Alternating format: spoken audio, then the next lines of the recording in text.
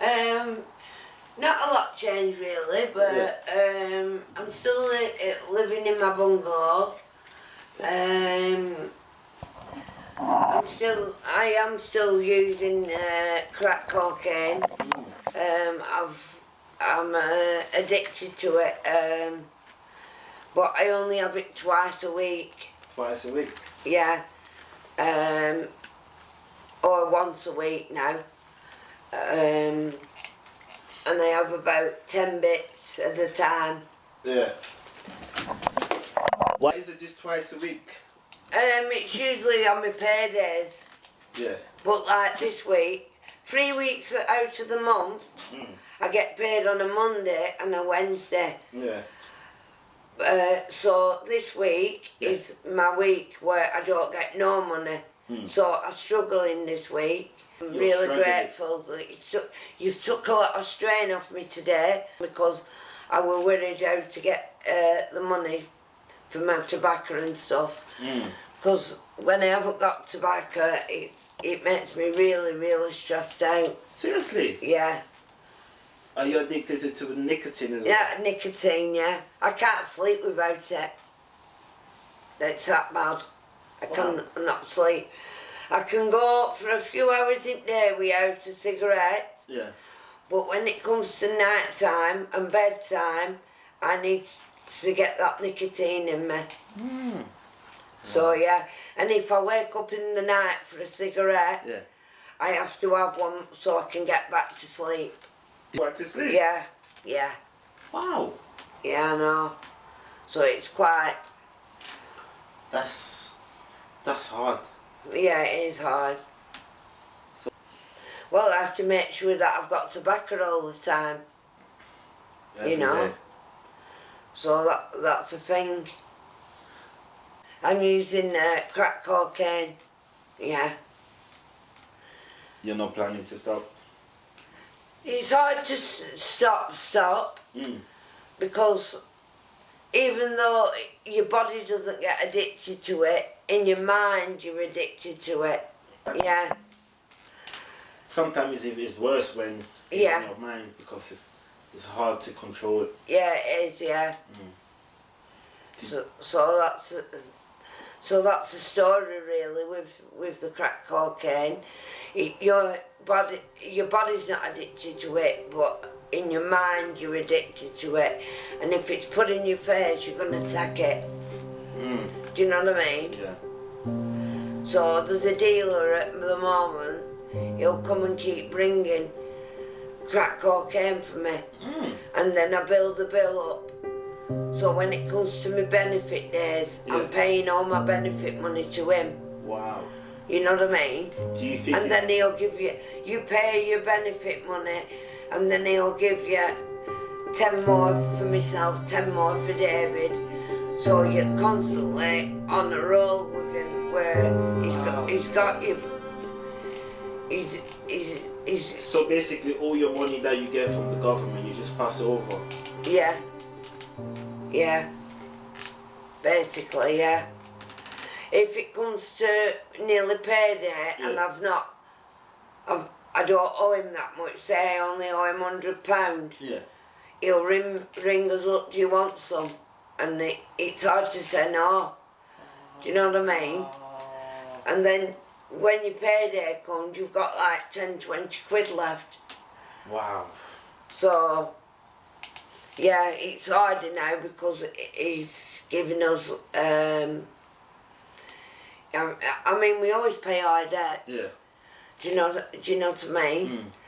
It's like, if you lent me £50 there, on my payday, I'd be knocking on your door to give it you back, or I'd be posting it through your door, do you know what I mean? Yeah, yeah. Because that's the way I am. Yeah. Somebody's good enough to lend to me. Yeah. You got to be, you know, pay back, yeah. Pay back on the day you say you're going to pay back. Yes. Yeah. Do you know what I mean? So what happens if you don't pay the dealer? Oh, I always do. Always. I never miss. So he said the one good thing about me and David is he doesn't have to chase us for his money. He said, you're ringing me saying, I've got your money. Yeah. You know what I mean? Yeah. He said, where others, they'll try and swerve him. You know, where he's had to chase his money. Yeah. But with us, he said, you don't have to do any of that. Today, I need to get some electric.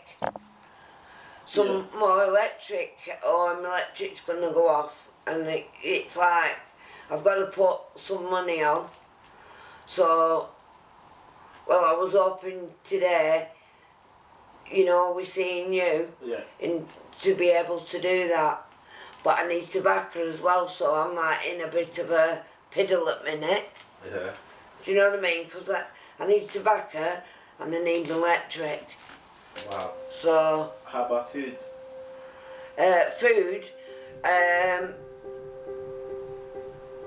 I've not got a lot in, but probably I've got enough until Saturday till I can go to a food bank.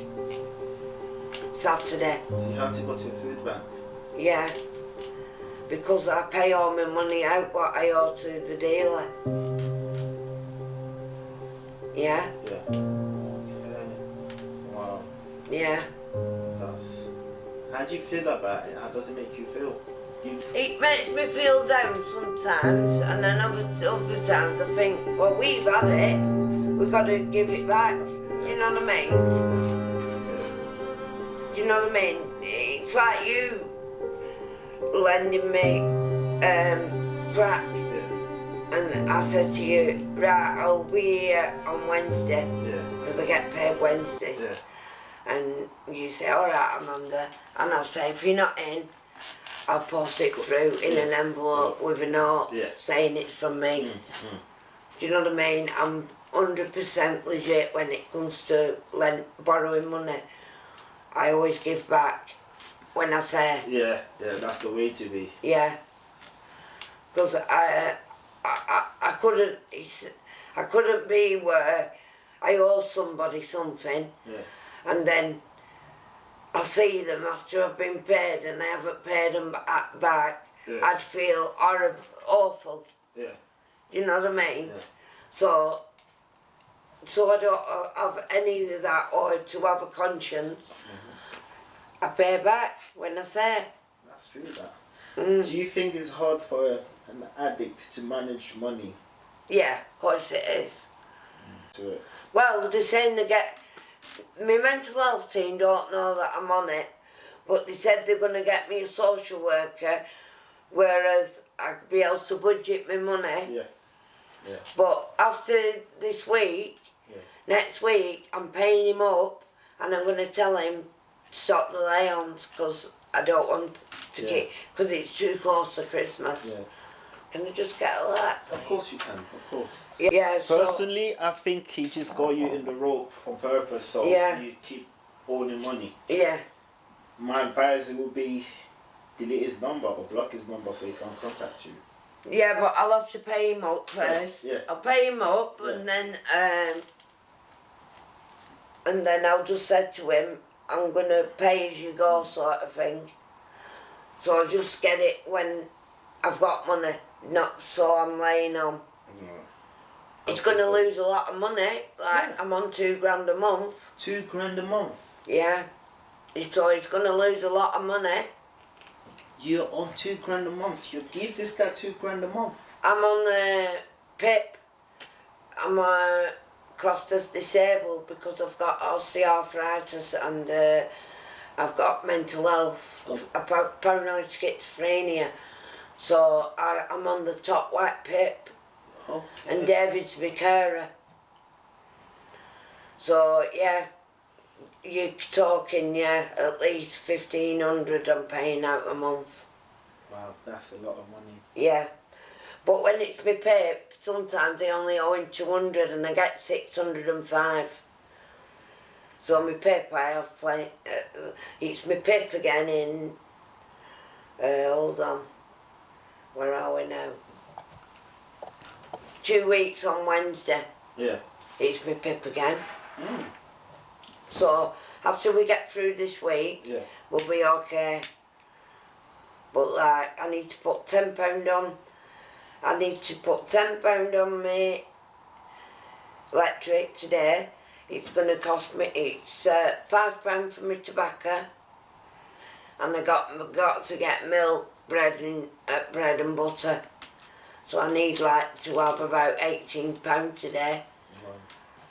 You know what I mean? Yeah, yeah. So, just so I can sat down there in the cold. Yeah. And I can get it and go home. I've been there for 4 hours now. You've been begging for 4 hours? Yeah. I made about £1.50. Wow. Yeah. Sorry to hear that. That's okay. It's not your problem, is it? Sometimes, sometimes you can make £5 in an hour, and other times, do you know what I mean? It can take hours and hours and hours just to make a fiver. Yeah. But when I leave here, I'll be wanting to go home because I'm cold. My bum's freezing. We sat down there for all that time. Wow. I'm getting cramp in my legs. Mm. Do you know what I mean? Yeah. And pins and needles in my foot because I've been sat there that long. Do you take any medication? Yeah, I do. I'm on codeine phosphate for the pain. And I get diazepam for the pain. Amitriptyline, I get that for a pain, and it's antidepressant. And I'm on olanzapine, which is it's an antipsychotic drug. Mm. Yeah. So yeah, I'm on all that. Do you think your drug abuse affects your mental health? Yeah, of course it does. Of course it does. But when you've amphetamines I used to take for about 20 years, and when I stopped taking them, that's when I started ended up with schizophrenia and that antipsychosis. When you stop taking them? Yeah. Wow. So that it does affect you years after. Mm. Yeah. I didn't know that. Yeah, it really does. Wow. But now at least your medication does help. Yeah, it does help, and it keeps you on a level, if you will. Yeah. You know. Yeah. Yeah.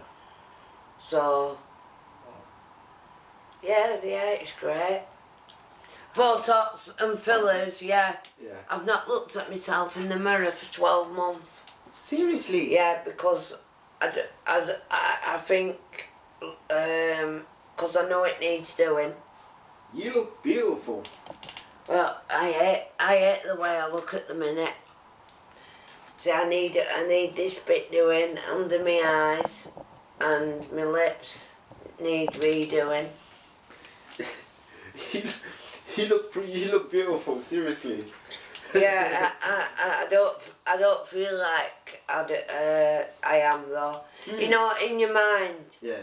It's like an addiction, the Botox. Yeah. And when you lose your build up, Yeah. that's when you need to go and get it done. So hopefully I'm getting some done in 2 weeks on Wednesday. I'm gonna ring her and book in. Yeah. You know, because it needs doing. I've not had it done for over 2 years because of the lockdown and stuff. Yeah. So I've booked it once, and then we went on lockdown. I booked it again, and we went on the second lockdown. Wow. So what you wanna get done? The lips. my lips, under my eyes, and this bit here. How old are you? 46. You look good. Yeah. Yeah. Somebody said they thought to David this morning, they thought her about 27, 28. That's what they said. You do look good. Thank you.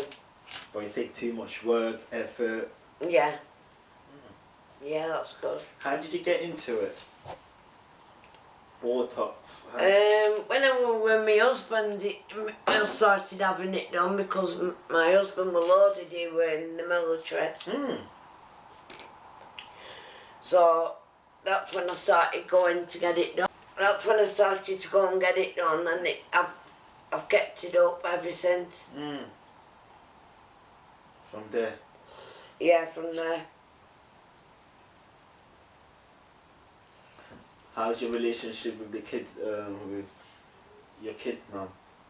My eldest one, I don't see him much. My daughter's a priest, so she's travelling everywhere. And my youngest one's 21. I haven't seen him since he was 13 because of his dad. He won't let me see him. Wow. So, it upsets you. It is upsetting. You know. Very.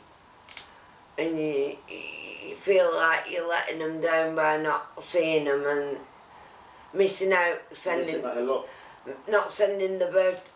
You send presents, but you can't see them. You can't see I'm them. not doing that. I want to see my son to take him for presents. Yeah. Do you know what I mean? Yeah. So, he's in the wrong, really. Do you think it's something to do, maybe to do with the drugs? He doesn't know I'm on drugs. He doesn't know. He's not seen me for years. Okay. So he doesn't know. I can hide it a lot. Like you said, I look well. Yeah. You know. You do. Can hide it well. Yeah. Have you ever thought about rehab? I've talked to the drug team about going in rehab. Yeah. And they said it's a possibility. You know what I mean? Yeah. To get down to 60 ml methadone, I'm on 80 at minute. Yeah. As soon as I get down to 60, I can go into rehab for 3 weeks, and within that 3 weeks you'll be clean. Yeah. They do what you call a blind reduction. Okay. So they're reducing you in rehab, but you don't know what you're being reduced to. Wow. It's called a blind reduction. You should go for it. They know what you're reducing to, but you don't know. Yeah. Me and David just plod along with it. Yeah. Yeah, we're fun together. Yeah. Is the family approval of both of you being together? Yeah, of course, we've been together 10 years now. No choice. My dad hasn't, but my mum's upset it. And David's mum and dad, they both died. His real dad and his real mum, they've died. Yeah. David's just lost his sister at age 32 to cancer a couple of months ago. Wow. So I think David said he'd like to do a video on. Have any advice? What would you say to them? Stay away, stay clear of them, because they just make you do things you don't want to do, like shoplifting, committing crime, sat down begging. You know, it's something you don't want to do, but you have to do it to make ends meet. You know what I mean? So I'd say stay away from drugs. Thank you so much, and I hope that you get to your rehab and you get clean. Thank you very much. I appreciate it. Thank you very much for watching Amanda's story. We're now going to talk a little bit about it. Please do not forget to subscribe if you have enjoyed it. Thank you. So Amanda, again, like David, is someone we've spoken to before. Yeah. We're doing catch up with her to see how everything's going. Yeah. So she is still using and still addicted to crack cocaine. Yeah. But she reduced. Yeah. She reduced how much she smoked now. Yeah, but I don't know, the feeling I get from watching it is she's only reducing the amount because of being able to afford it. Yeah, she can't afford it. It's messing up her. Yeah, so she's not reducing because she's trying to cut down. She's reducing because of what she can afford. So she only uses once or twice a week, she says. Because if she only take her once a week, if she But she's smoke not once, functioning. if she smoke her once a week, she don't depend on it. But she's not functioning.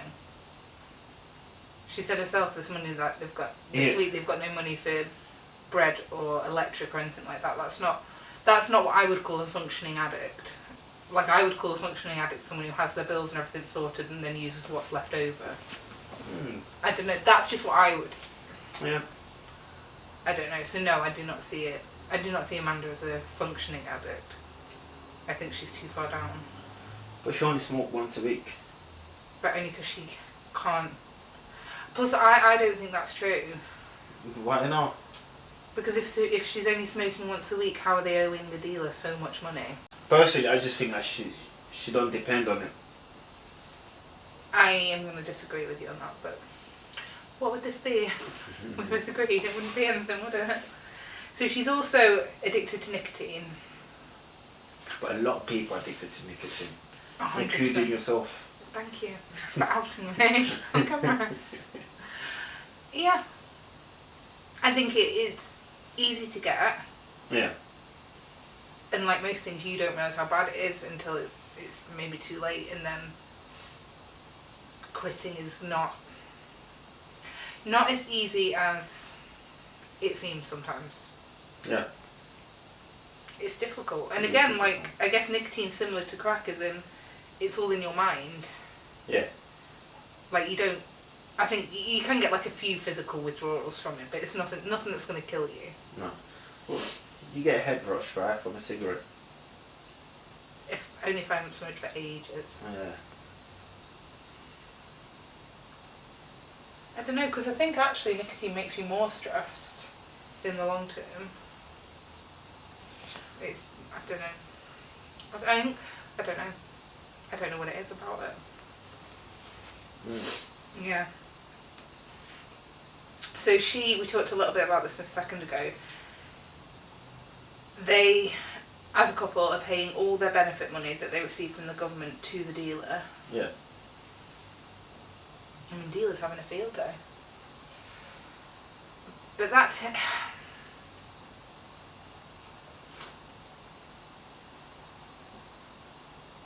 It's tricky, isn't it? As in, do you think by doing it that way, I think she probably spends more than she would, like she said, she wants to go back to paying sort of as she gets it. Yeah. I imagine she ends up paying more and having more. Yeah. And that must be risky business for the dealer. Like, I know David and Amanda are good and she says they always pay in that, but it must be risky. It is risky. Because it's not like someone doesn't pay you. You can't go to the police station and be like, excuse me, Yeah, but then they that's owe me when... money and they've not paid. So say for instance this week, so she needs money for electric and food, and Yeah. she's still, even after that, she's going to end up going to the food bank. Yeah. Between them, they get a lot of money a month. They do. How do you feel about people like Amanda and David using the food bank? But the thing about Amanda, you need to understand what's wrong with her. I know she's got mental health problems. She got and mental she's health problem. an addict. She's addicted to crack. She's addicted to Botox. Right? Neither cheap habits. Yeah. So you need to understand who she is. I get that. I was just asking you how you feel about her going. going To to the the food food bank. bank with all the money they receive, and it's just the two of them. She's not going to the food bank because she got money. The reason why she's going to the food No, I bank know. because she does not have enough money, and the money that she get paid, Goes she used on drugs. Mhm. But I think if she had money right there, she would do shopping. She had food for her house. I don't think she'd only go to the food bank because she's desperate. I was going to say, I don't think anything sums up addiction more than that. As in, look at all the money they're getting. Yeah. And yet, her and David would still end up going hungry. Because they choose the drugs over anything. Do you think the drug dealer tricked them?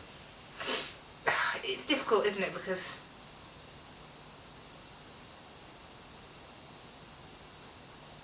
there's pros and cons in it for both of them. For David and Amanda, they can get drugs whenever they want and can pay the money at the end of the month. Yeah. Is a pro, but the con is they end up probably owing more money than they would have if they'd got it in pay-as-you-go. And the pro for him is he gets a nice big paycheck in one go, but the con is he could lose all that money if they don't pay. Yeah. But the thing is, when the bills is very low, he phones them and give them more. As in, if you've got an addiction, someone give it to you, you can't say no. They're vulnerable, aren't they? You can't say no. If someone offer you're a crack addict, someone offer you crack, you're not gonna say no. And I think the dealer knows that. They're vulnerable, and he's exploiting that. I guess. Yeah. I guess he is exploiting that, their vulnerability and their need for it. So she also begs for money as well.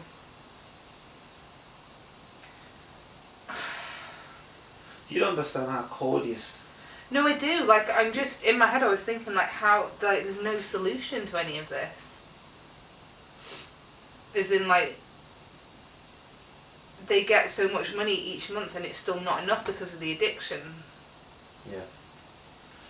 Like, apart from getting clean, there is no solution. There's no you solution. could literally give them money, and it would still all be gone at the end of the month. They probably still wouldn't have enough to look after themselves. Yeah. Kind of thing. Do you think it's the dealer's fault?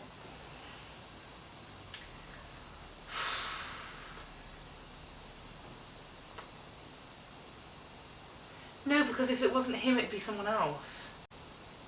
Yeah, but I'm talking about. They're addicted. They're always going to find a way to get it. Or do you mean like that dealer individually, or dealers as a whole? No, individually. No, because if it wasn't him, it'd be someone else. Someone else would do the same thing. But why does he keep phoning them? If the bills are very low, why does he keep phoning them? He wants money. So he's preying on them. Yeah. If you knew you could get £2,000 out of someone every month, or £1,500, why wouldn't you? He knows they always pay. Yeah. The hard things, like, then they have to go to the food bank, not electricity. But they've done it to themselves, or their addiction's done it to them, and they're aware. They're not naive to the fact of what their addiction's doing. And I don't think they've done it to themselves, because no one would like to do that to themselves. no, I did change it to their addiction's done that to them. I realised as the words came out of my mouth, but they're not naive to the fact of what the addiction's doing and causing. Yeah. Like, they're not naive to the amount of money they spend on it. They're not naive, but at the same time, they're not strong enough To quit, no. to create or to take that first step. No. I think they need help. They need help, and Amanda says she's talked to the drug team about rehab. Yeah. I just don't... I get the feeling from watching it that she's not ready. It's not about her being ready. But it is, because if she doesn't want it enough, she's not going to do it. Or she's not going to stick to it. Both of them need to be ready. They're a couple. But I get the impression from watching David's one that we posted a couple of weeks ago, I get the impression that David is ready. That he wants it, that he's sick of this. And I just get the impression from Amanda that she wants it, but she's not quite ready for it. Personally, I think she's ready to change, but she doesn't know how to manage it. Because it's not just addiction, that she actually got mental health issues as well. So you need to tackle it the right way. You can't just... Which she is already, she's already on the medication and that for mental, she seems to have good control of it at the moment. Yeah.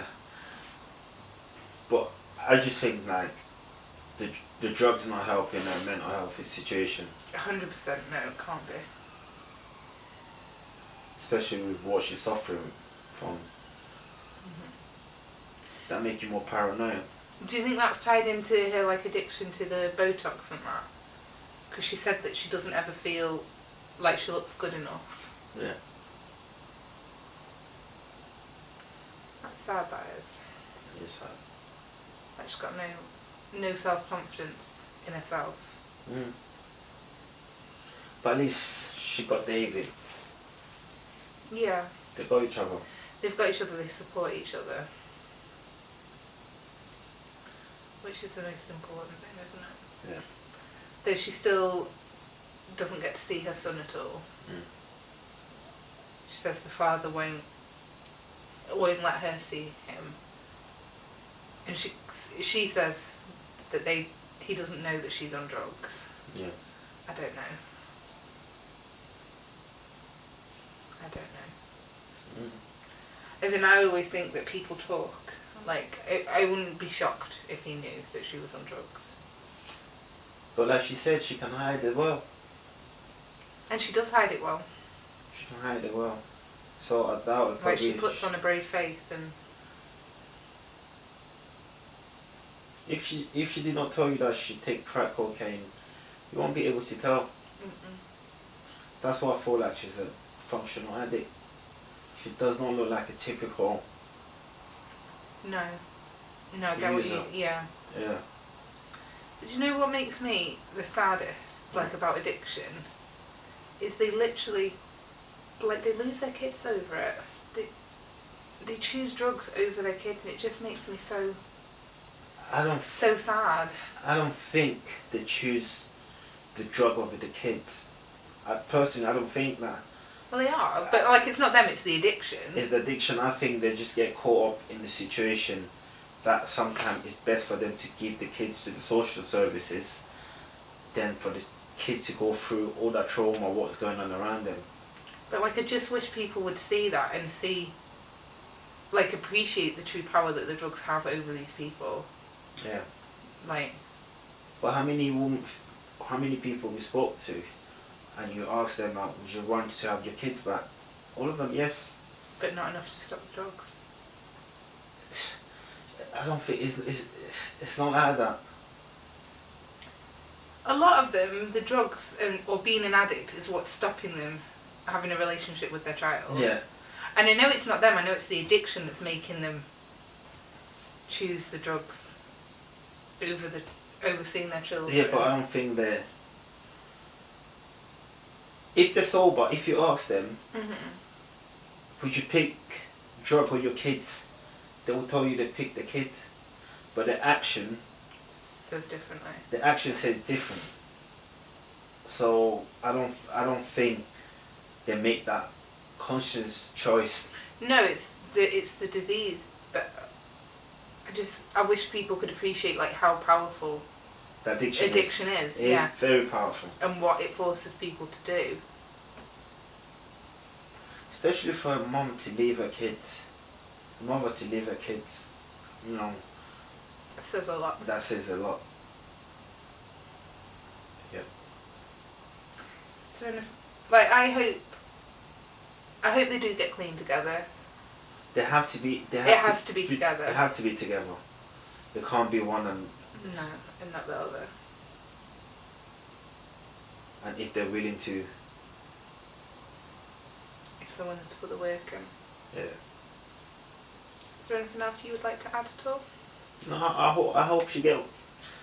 I hope both of them get clean. Me too. And they keep supporting each other. Yeah.